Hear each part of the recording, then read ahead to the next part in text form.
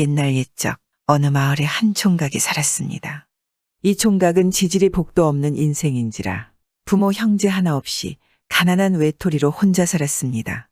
똑같이 지은 농사인데 옆집 가지에 열린 것은 실하기만 한데 총각이 농사를 지으면 열리는 것마다 쭉정이입니다. 그렇다고 가축을 기르면 시름시름 앓다 죽어버리니 일할 맛이 나겠습니까? 힘이 나겠습니까? 이렇게 궁색하기 짝이 없는 곳에 시집 온다는 색시도 없었겠지요. 이 총각은 참 살맛이 나질 않았습니다. 이놈의 팔자 어찌나 박복한지 신세한 타나다 목이 타 우물가에서 물을 한 바가지 떠 벌컥벌컥 들이킵니다. 그걸 보고 있었던 노인이 있었지요. 노인이 총각한테 무슨 속타는 일이 있어 그리 물을 들이키느냐고 묻자 총각은 자신의 보잘것없는 신세 한탄을 합니다. 듣고 보니 딱해 보였던지 노인은 총각에게 여보게 자네가 타고난 복이 그뿐인 걸 어쩌겠나? 그러면서 한 가지 비법을 알려줍니다. 서쪽 나라 서쪽 하늘로 가면 복을 타올 수 있다고 말입니다. 그 말에 총각은 귀가 뜨이고 눈이 번쩍였죠. 옳거니 하늘나라를 찾아가는 거야. 하늘님한테 가서 복을 타오면 되겠구나 합니다. 총각은 당장 괴나리 보찜을 챙겨 둘러매고서는 길을 나섰습니다. 망설일 이유가 뭐 있겠습니까?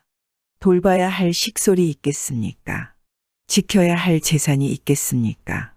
그런데 막상 길을 나서니 막막했지요.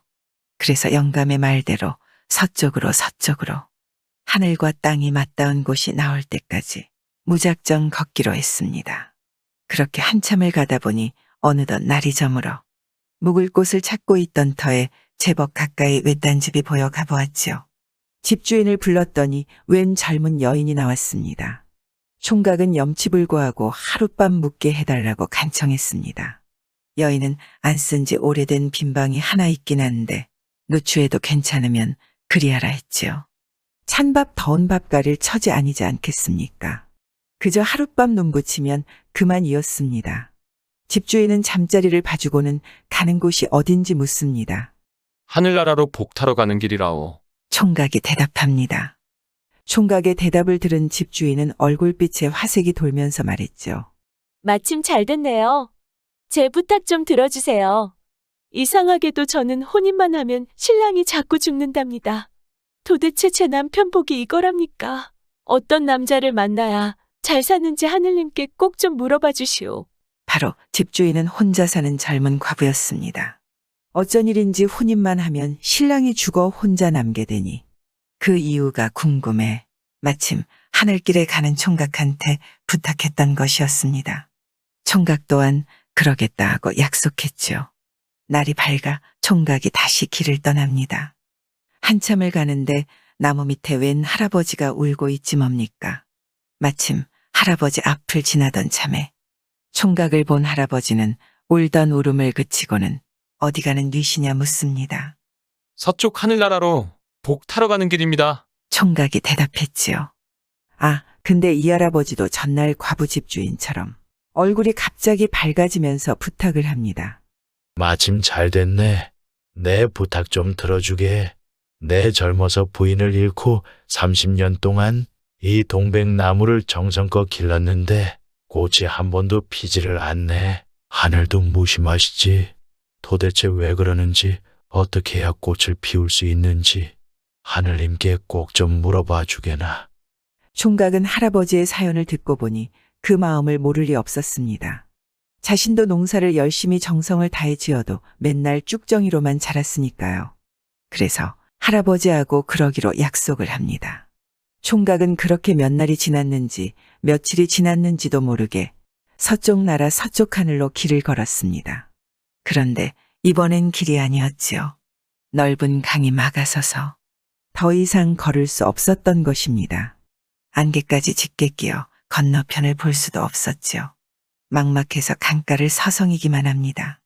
이 강을 어떻게 건너야 한단 말인가 하고 말입니다. 그때 강물에서 불쑥 큰 이무기가 올라오더니 말합니다. 너는 웬 놈인데 여기서 얼쩡거리느냐? 나는 서쪽 하늘나라로 복타러 갑니다. 총각의 말을 듣은 이무기도 얼굴이 갑자기 환해지면서 역시 부탁을 합니다. 하물며 미꾸라지도 1000년을 살면 용이 된다는데 나는 늪에서 1000년, 못에서 1000년, 강에서 1000년, 모두 3000년을 살았는데도 여태 용이 되질 못했다. 도대체 왜 그러는지, 어떻게 해야 용이 될 수 있는지 하늘님께 꼭 좀 물어봐다오. 3000년을 살았는데 아직도 용이 못 되고 있다니요. 그 이유가 참으로 궁금하긴 합니다. 그래서 이번에도 총각은 그러겠다고 약속을 했습니다. 그러면서 이무기가 커다란 머리통을 들이대며 말합니다. 자, 내가 강을 건네줄 터이니 어서 등에 올라타라. 이 강만 건너면 거기가 바로 하늘나라다. 하늘길을 알고 있었던 이무기가 짙게 깔린 안개를 헤치고 강을 건네주었습니다. 그렇게 날이 저물면 재워주고 강을 건네주고 해서 드디어 총각이 서쪽 하늘나라에 도착했습니다. 총각은 막상 도착해보니 마냥 신기하고 믿기지 않았죠. 꿈인가 이리저리 두리번대는데 어디선가 우렁우렁한 목소리가 들려왔습니다. 인간이 도대체 무슨 일로 여기까지 찾아왔는고? 총각이 소리나는 쪽으로 고개를 돌려보니 흰 수염 길게 늘어뜨린 어르신이 점잖게 앉아 있었습니다. 예, 하늘님께 복을 좀 타려고 찾아왔습니다. 꼭 여쭈어 볼 것도 있고요. 그래, 무엇이 그리 궁금한고? 자신이 오는 길에 궁금한 것을 물어봐다 주겠다고 약속한 것부터 물어봅니다. 먼저 이무기의 부탁을 물어봅니다. 큰 강에 사는 이무기는 왜 용이 되지 못하나요? 그야, 그놈이 여의주를 2개나 물고 있어 그러지. 하나를 버리면 용이 될 수 있지. 그 다음은 할아버지의 약속을 물어봅니다. 들판에 있는 할아버지의 동백나무에는 왜 꽃이 안 피나요? 그야, 그 나무 밑에 금덩어리가 묻혀 있어서 그러지. 금덩어리를 파내면 꽃을 피울 수 있겠지. 그리고 집을 나서고 처음으로 만난 주인 여자 약속도 묻습니다. 외딴 집에 혼자 사는 여자는 어떻게 해야 남편을 잃지 않고 남편이랑 오래오래 살 수 있을까요? 얼굴에서 빛이 나는 사내와 혼인하라고 전하게. 그럼 행복하게 잘 살 테니까.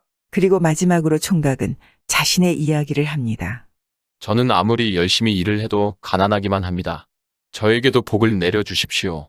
그러자 어르신은 말합니다. 사람은 다 저마다 타고난 복이 있다네. 자네도 열심히 살다 보면 자기 복이 무언지 깨달을 거야.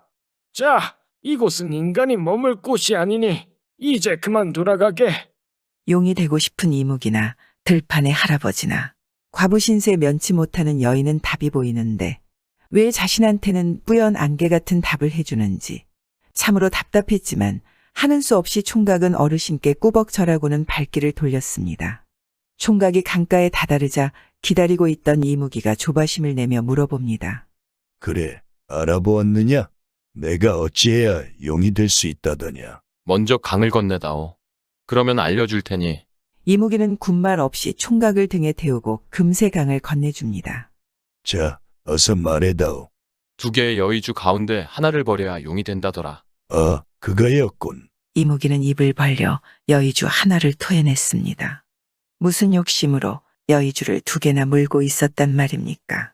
그러자 번개가 번쩍, 우레가 우르릉 쾅쾅 하더니 이무기가 눈 깜짝할 사이에 용으로 변했습니다. 총각 덕분에 드디어 용이 되었습니다.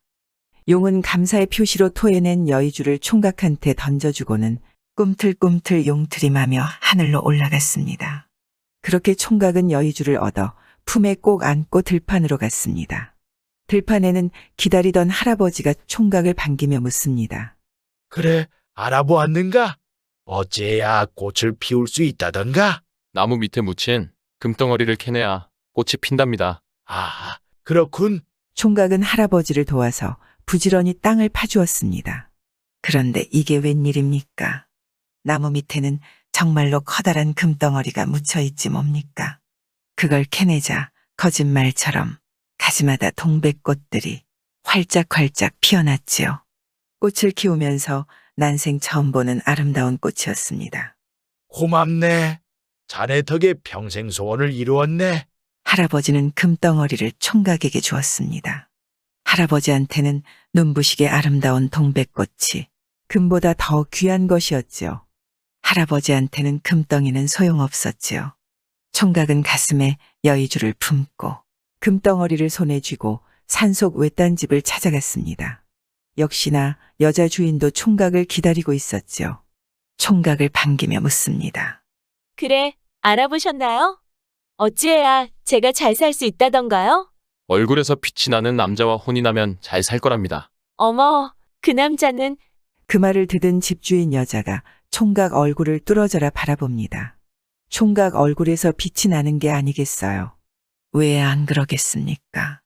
총각의 가슴 속에 여의주를 품고 있지 않겠습니까? 이 혼인만 하면 남편이 죽어 과부로 살아야 했던 여인의 진짜 배필은 이 총각이었던 것입니다. 만나야 할 사람들이 만났으니 총각은 여자와 함께 집으로 돌아왔습니다.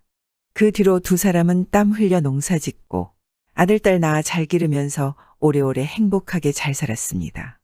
서쪽 하늘님이 말한 총각의 복은 무엇이었을까요? 복은 누구한테 타러 가는 것이 아니고 직접 찾아야 하나 봅니다. 또 어쩌면 복은 운처럼 다가오지만 이무기처럼 욕심을 버려야 찾아오는 것은 아닐까요?